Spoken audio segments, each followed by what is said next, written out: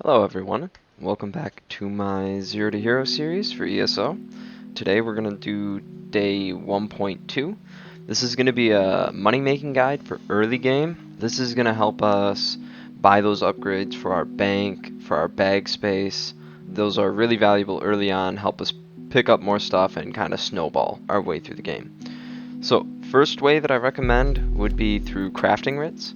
Crafting writs are pretty simple to do. They take a little bit of startup material in order to get going, but once you have that startup material, they kind of pay for themselves in material, and they give you quite a bit of profit on the side. For me, it usually takes me around 5 minutes to do my crafting writs. You can do these faster if you pre-make your materials. I usually make my materials as needed so I don't clog up my inventory, but it takes me about 5 minutes and I get 2.3k gold. 5 minutes for 2.3k gold comes to around 27.6k gold per hour. This was by far the most efficient way of making gold for me early on in the game. The catch is that you can only do your crafting writs once a day. So it's 2.3k gold once a day, only takes about 5 minutes. The next way that I recommend is Thievery. So Thievery works by breaking into people's houses, looting crates, barrels, etc. around towns, taking other people's belongings. There's different tiers of items that you can steal called treasures. There's treasures worth 40 gold, treasures worth 100 gold, and sometimes you'll find treasures worth 250 gold. You can find purple treasures, but it's so rare it almost doesn't merit mentioning. I believe when they are found, they're worth 1,000 gold. The way that it works is you steal these items, and then you go to an outlaw refugee at the city that you're stealing from, and you talk to a fence. The fence will buy those stolen items or launder any items that are usable by your character that you stole as well. I really recommend this method because it's pretty easy to do once you learn where the good loot spots are, how to avoid guards, things of that nature. It helps you find early recipes, blueprints, and motifs, which for a starter character, if this is your first character, you want to be learning all those recipes, blueprints, and motifs. So there's a lot that goes into it aside from the money. On the money aspect, starting out, you can only launder 50 items to the fence. So, as a minimum, if you launder only the 40 gold treasures, then you're only going to make 2k. But if you launder only 100 gold items, then you can make 5k. And this is each day.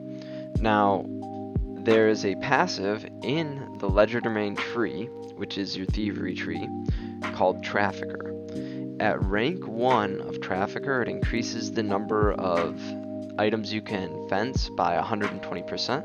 And so instead of only 50 items, now you can launder 110 items. This is a really valuable passive, and it unlocks at Legerdemain rank 3, so it's really easy to get. I'm pretty sure you can get it day 1 of your thieving career.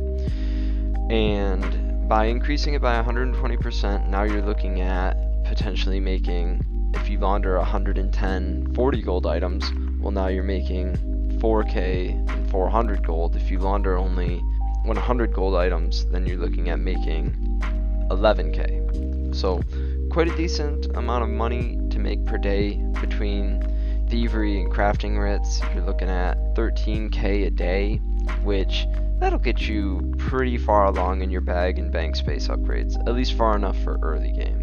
As far as thieving is concerned, places I recommend to steal from, I think that docks are really valuable. Ships tend to have a lot of rooms that don't have anybody in them with a lot of lootable containers. You can pickpocket the people on the docks, and even if you get caught, you can jump in the water. It's easy to get away. There's not a lot of guards out on the docks.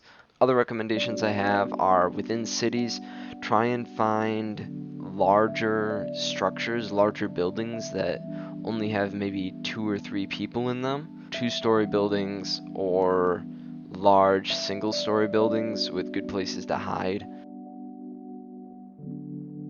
These next 2 methods are really only profitable if you have a guild trader, which is perfectly viable to have at this time, I prefer the first two because they don't depend on someone having to buy them. I can get the gold upfront guaranteed, but gathering resources is a pretty good way to make money.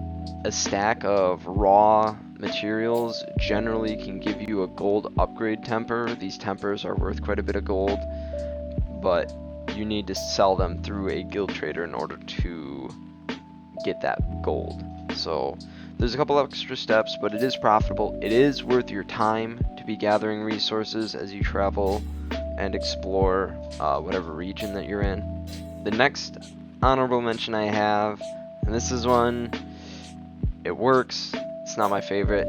You can go fishing. So as you explore, you'll probably build up quite a bit of bait. Bait is decently valuable. You can sell it in guild traders, or you can use it to go fishing. When you're fishing, what you're looking for are perfect roe, which have a chance to be attained anytime that you fillet a fish. And a perfect roe is worth around 10 to 15k depending on the market.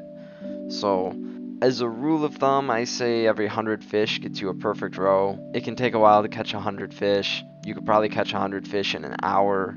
So you're looking at, 10 to 15k an hour, which is decent money. It's pretty good early on. As a newer player, making that much money every hour is pretty good, but it's very boring. I get really bored when I'm fishing. So that's it. Wanted to make this video quick.